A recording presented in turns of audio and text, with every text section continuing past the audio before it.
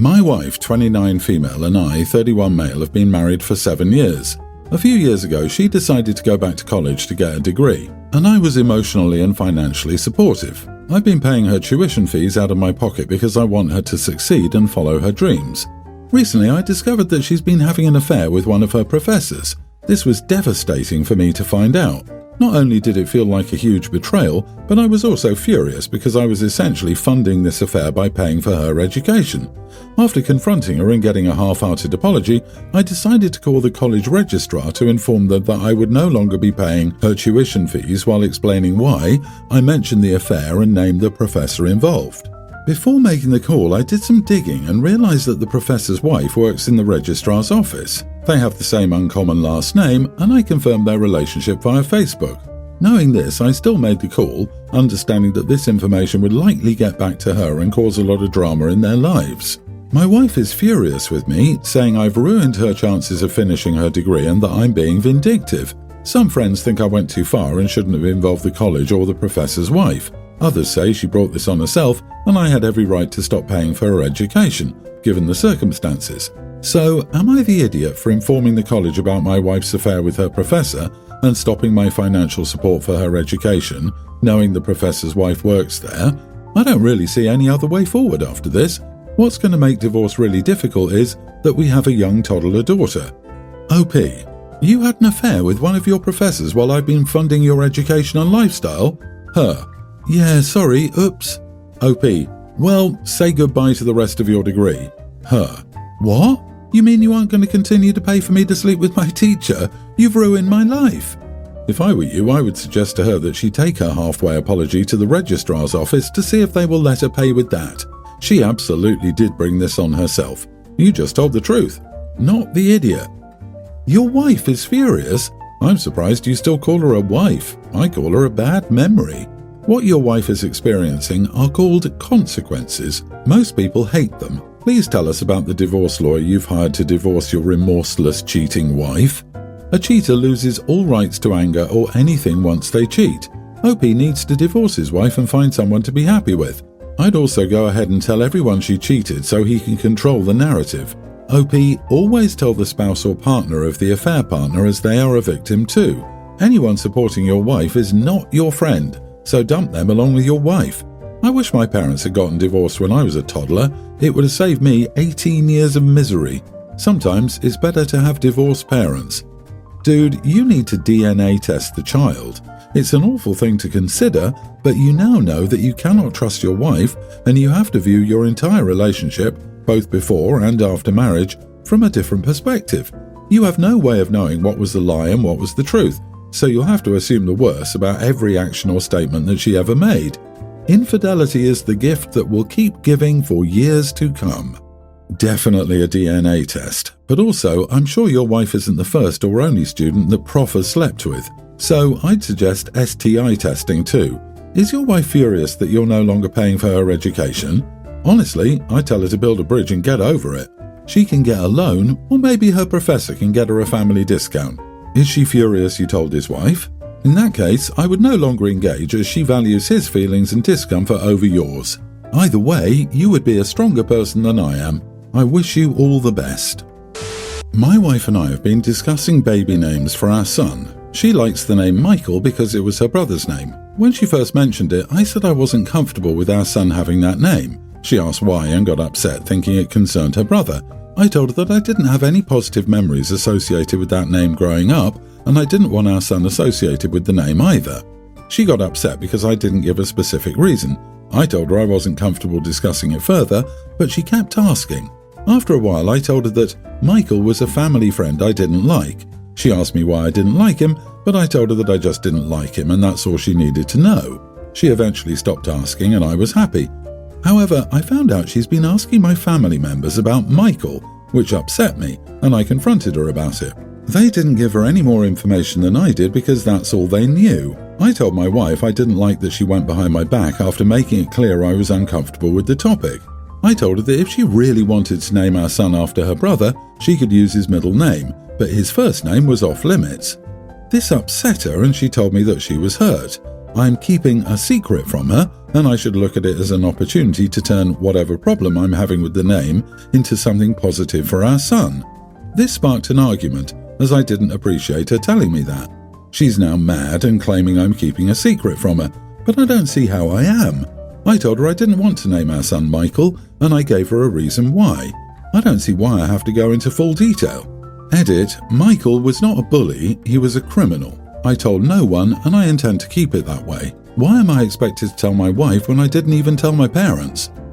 Not the idiot. Names for kids are a 2 yes, 1 no situation, and no one has a right to dig into someone else's bad experiences when that person doesn't want to discuss it. Period. Everyone, including a spouse, needs to get over thinking someone else's trauma is theirs to know. There are so many good names in the world. Any that has the slightest negative association should be immediately ditched. No questions asked. Also, it doesn't sound like she can be trusted with your secret anyway, since her first instinct was to run to family on a fact-finding mission. You can be damn sure she'd do the same if you told her everything. She's proven she can't be trusted. The reason doesn't matter. Your wife simply wants to know the specific reason so she can still justify why that's not a valid reason. She's not asking because you're keeping secrets or she's concerned. She legitimately wants to know so she can argue that your reason makes no sense and that you should still be okay with the name. The reason why your memories aren't positive doesn't matter. P.S. Since when wasn't no a complete sentence anymore?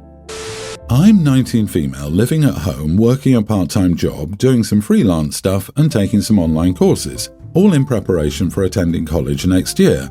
My sister, 25, had her first child 8 months ago. The father isn't involved and only pays child support.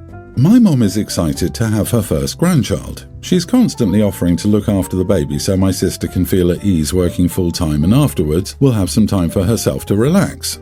The thing is, about 70% of the time, I'll be the one looking after the baby, and while I admit that I enjoy it and like spending time with him, I can't help but feel mad because they don't have any consideration for my time. Mom would drop the baby while I was in the middle of my lessons because you can always watch the recordings later, or just ask someone to tell you what it was about. Or when I'm working on my freelance stuff because looking after the baby doesn't require much, when I complain about getting delayed in my projects. My breaking point happened last week when my mother and sister left the baby with me for a whole day because I mistakenly told them that I didn't have to work and would stay home to catch up with some pending stuff and study. I called them irresponsible and they called me a spoiled brat. That night, my grandma and other extended family members called and sent me messages about the importance of helping family and to understand that my sister doesn't have it easy being a single mom. I got mad and sent a message to the family group chat saying that they were right, that helping family is important and that we should all support my sister. I then proceeded to write a schedule where we could all take care of the baby. Because one aunt goes to visit grandma on Mondays and Wednesday mornings, they could babysit those days. Eldest cousin and her siblings are at their home Friday afternoon. Well, they can babysit that time, and so on. I left Saturday mornings and Tuesday evenings as my time to babysit. My sister and my mom were very pleased with the arrangement. The other family, not so much. And when someone pointed out that my sister didn't get the baby for a whole day, discussions about my sister being an irresponsible mother started, with my mother trying to defend her. Am I the idiot for causing this? How come they were expecting me to be my sister's unpaid nanny, but then they get offended when the same thing is forced on them? I may be the idiot because I caused this, and I don't regret it one bit. That was a beautiful way to address that. Everyone always says, but family, until it comes back on them. Not only are you not the idiot, but you're also a master, a freaking Jedi. Not your baby, not your responsibility. You aren't a spoiled brat. Your sister is a spoiled brat. She chose to bring a child into this world thinking other people would parent him for her. Any babysitting you do is a gift to your sister, not an obligation. You're not the one who had a child with someone who wasn't interested in being a father. You handled this creatively and well. How could you possibly have gone too far? They were the folks who insisted that family needed to step up, so you're just helping them to step up. I think what you did is inspired. This doesn't change the fact that your sister is a complete idiot for having a child she had no interest in actually parenting. And your mum is also an idiot for dumping said baby she promised to help raise on you. Keep practicing boundaries with your mom. Don't let her dump the baby on you when it's her scheduled time. Right? Just keep repeating, but I thought it took a village to raise a child. Time to work in your room, with the door locked if possible. Hang a sign that says, "Working, do not disturb." Also, learn to shut your mouth about days you aren't working.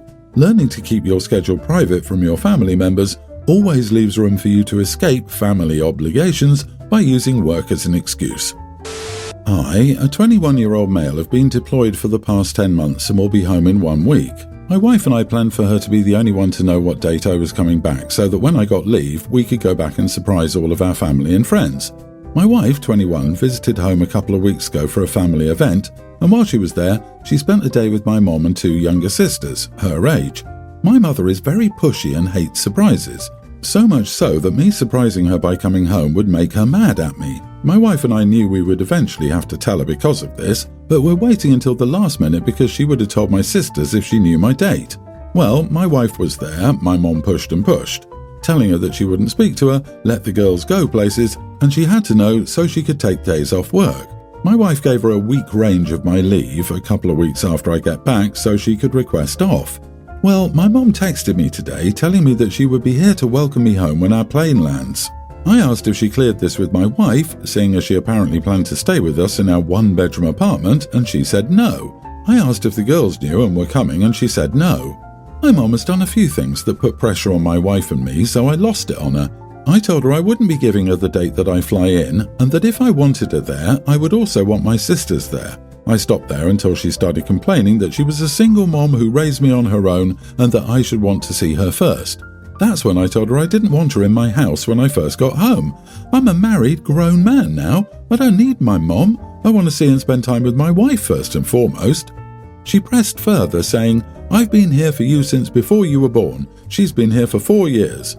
Eventually, she trash-talked my wife, saying she doesn't even have a real job and doesn't contribute. My wife is a nanny while she's in school, and she gets paid well, so she absolutely does contribute more than enough. This is where I may be the idiot.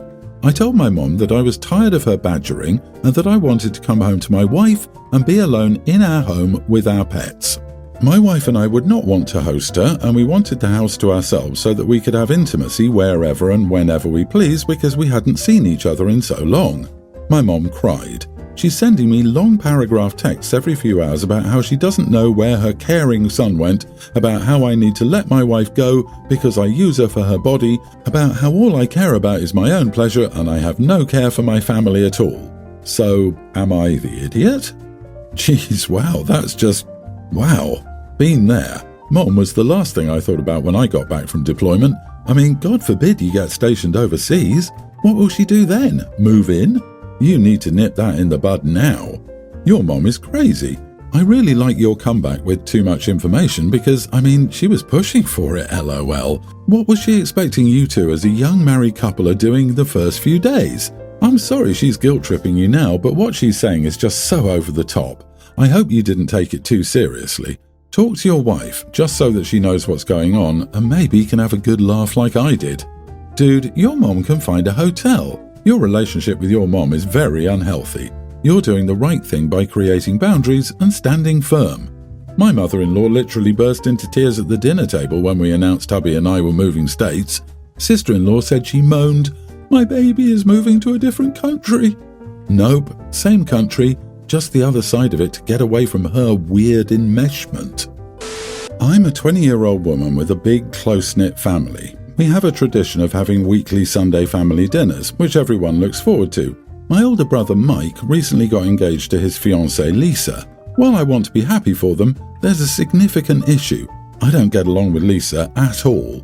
Lisa and I have very different personalities. She's very opinionated and often makes remarks that appear judgmental or insensitive. At first, I tried to get to know her better and give her the benefit of the doubt, but it didn't work. She constantly criticizes our family traditions, how we cook, and even our choice of topics during dinner conversations. The breaking point came last Sunday. We had a lovely dinner when Lisa started complaining about the food, saying it wasn't up to her standards and that we should consider changing our traditional recipes to something more modern.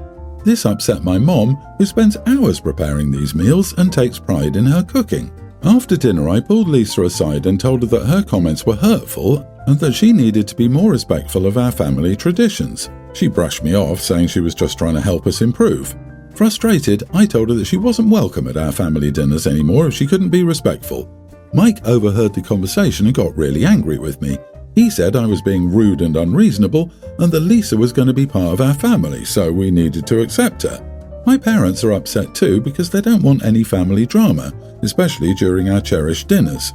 I feel conflicted because I don't want to cause a rift in the family. Still, I also don't want to sit through more dinners with Lisa making everyone uncomfortable. Some of my friends say I did the right thing by standing up for my family, while others think I should have been more diplomatic. So, am I the idiot for telling my brother's fiancée she's not welcome at our family dinner? Ha ha ha, oh my god, he has the gall to call you rude and unreasonable when this woman comes to someone else's house and criticises the free food, and not only that, but then says the conversation isn't up to her standards. If she has such high standards, she can go wherever that caters to her, and not with people who she basically considers beneath her. I'm with you on this one. I think it's disgusting that she has the arrogance to walk into a family dinner that's not hers and comment on the cooking, saying it's not up to her standard. Who does she think she is? Next time she does it, confront her at the table. Ask her why she's so rude and why she doesn't stay away if she doesn't like it. Start a fight. She needs it. And demand she cook dinner next time to show you how it's done. Yeah, Lisa is a snob and idiot, and your brother should tell her to show more respect in the family home. But this is not your place, OP. If it's your parents' home, it's their decision who comes and who gets banned. You shouldn't have spoken directly to Lisa. The conversation should have happened privately between you, brother, and/or parents. Everyone's the idiot here. You should have handled it better.